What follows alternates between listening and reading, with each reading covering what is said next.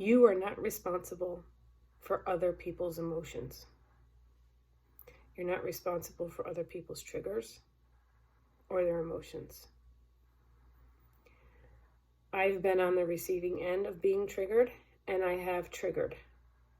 It's human. It's the human experience.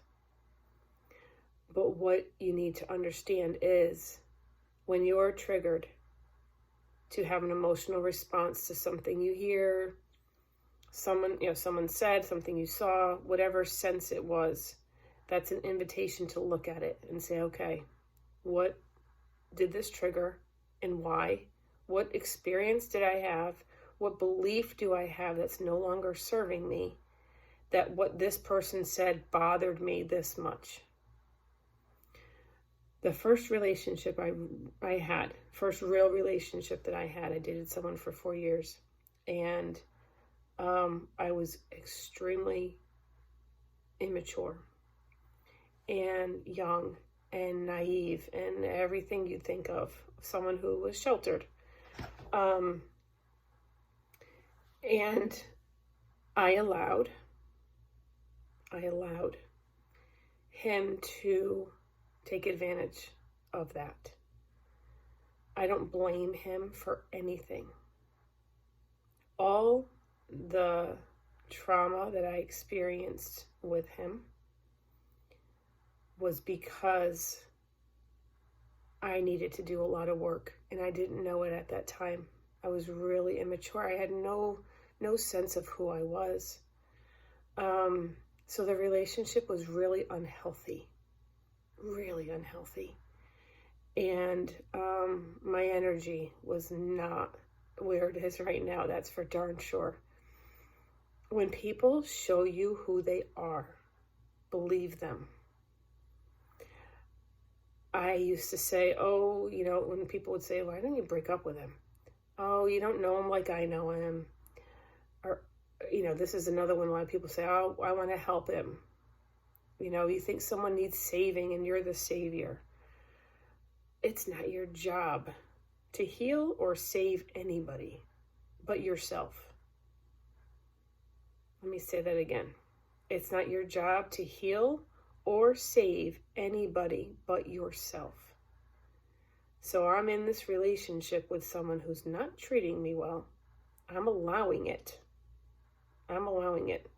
He was a darn good teacher, I'll tell you that, because I learned a lot from that relationship. I don't regret 1 second of it.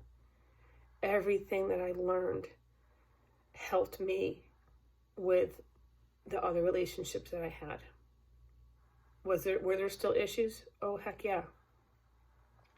Because I had a lot of learning to do. But every relationship after that was a little bit better. I learned a little bit more each time. That was on me to learn. That was not on any guy to heal me.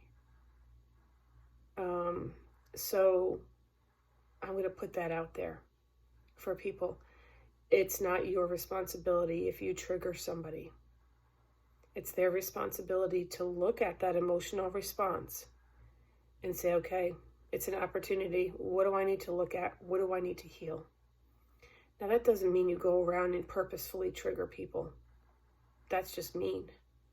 I'm talking, you're just day to day having a conversation with someone, and out of the blue, they have an emotional response where it's out of the blue to you. That's not your fault. That's not your fault at all. So, and you can support. I highly recommend, of course, be of service as much as you can. When your cup is full and you've got lots to give, be a support. That's what I do as a coach.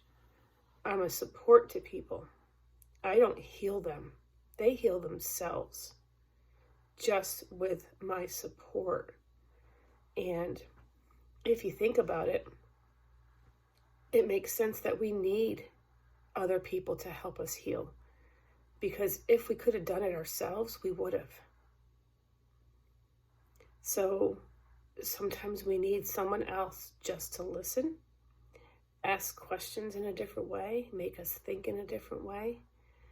But just recognize that if you have an emotional response to something, and you're upset and you're crying, look at yourself. Don't look at the person that did it. Why did this have the reaction that it did? Why did it make you react the way it did? Because here's the thing. If you were healed from whatever trauma this was that you experienced and you created a belief, if you had healed that already, you would not have the response that you're having. It wouldn't have triggered you at all because you're already healed from it. So every time you're triggered, every time you have an emotional response, that's an invitation for healing. What needs to be healed, and who can I turn to help me with this? Okay? Have a good day.